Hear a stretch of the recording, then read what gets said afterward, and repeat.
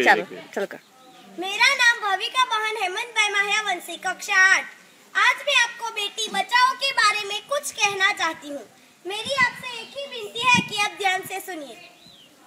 मनुस्मृति में कहा है कि यत्र नार्यस्तु पूज्यते रमन्ते तत्र देवताः, यानी कि जहाँ नारी की पूजा की जाती है वहाँ देवता भी प्रसन्न होते हैं।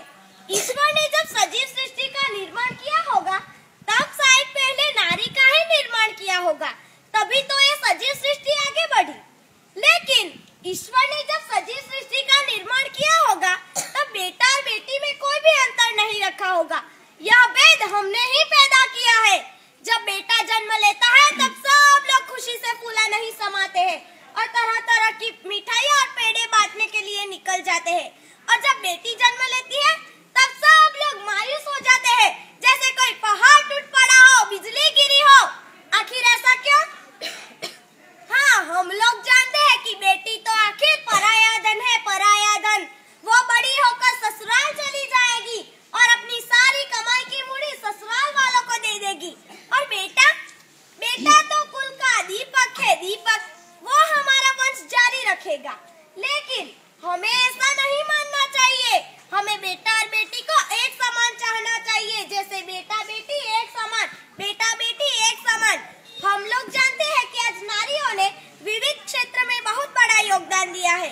वैज्ञानिक, औद्योगिक और राजकीय क्षेत्र में देखें तो प्रथम बड़ा प्रधान श्रीमती इंदिरा बहन गांधी, प्रथम राष्ट्रपति श्रीमती प्रतिभा बहन पाटिल, गुजरात की मुख्यमंत्री श्रीमती आनंदी बहन पटेल, मानव संसाधन मंत्री श्रीमती स्मृति बहन ईरानी और दो अवकाश यात्री महिलाएं कल्पना चावला और सुनीता विलियम्स को कौन नहीं जानता। इन दोनों महिलाओं ने भी अवकाश में जाकर बहुत बड़ी प्रसिद्धि प्राप्त की है। इनकी माँ ने भी इनसे कहा होगा, मेरी गोद की शोभा सुख सुहाग की लाली, सही शान भिखारिन की मनोकामना मत वाली। इतना कुछ जानते हुए भी सभी माँ दुनियादारी और वंश को टिकाने के लिए अपने गर्भ की जांच करा के एक बेटे की लालच में एक बेटी को खत्म कर देना चाहती है।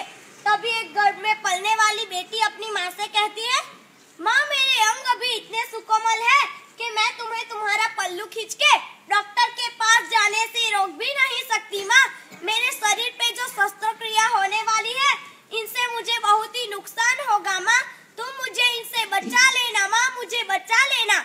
मैं भी इस पृथ्वी पे जन्म लेना चाहती हूँ। मैं भी आपको माँ कह के पुकारना चाहती हूँ। मुझे ज्यादा चीजों की जरूरत नहीं होगी माँ। मैं बड़े भाई या बड़ी बहन के पुराने कपड़े पहन लूंगी। मैं पापा के मुँह से प्यारी प्यारी नन्ही लाडली शब्द सुनना चाहती हूँ। मैं दादा दादी नाना नानी के मुँह से कहानियाँ सुनना चाहती हूँ। माँ, तुम मुझे जन्म लेने देना। माँ, मुझे मत मारना। माँ, मुझे मत मारना। तुम ही मेरी दुख और वेदना समझ सकती हो। तुम्हारा और मेरा रिश्ता सबसे करीब का है, जैसे एक जिस्म दो जान, एक जिस्म दो जान। तुम ही मेरी दुख और वेदना समझ सकती हो, क्योंकि तुम ममता की मुहूर्त जो ठहरी।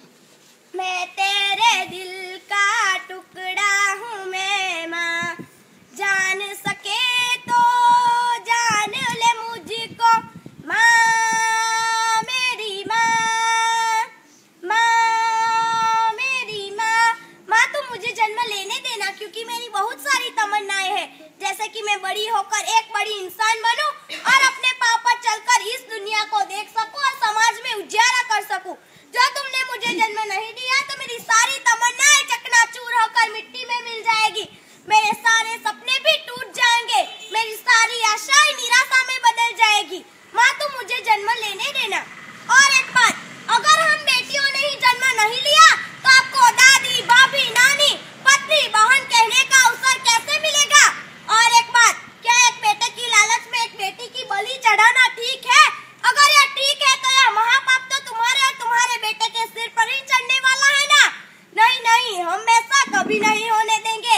हम बेटा और बेटी को एक समान चाहेंगे, जैसे बेटा बेटी एक समान, बेटा बेटी एक समान। हम नारियों को बाग में फूल की तरह खिलने देंगे। हम आज से प्रण लेते हैं कि हम कभी भी भ्रूण हत्या नहीं करेंगे और नारियों का मान जारी रखेंगे। आखिर मैं भी एक बेटी हूँ, मैं भी कुछ कहना चाहती हूँ। बेटी हूँ मैं बेटी, मैं तारा बनूंगी।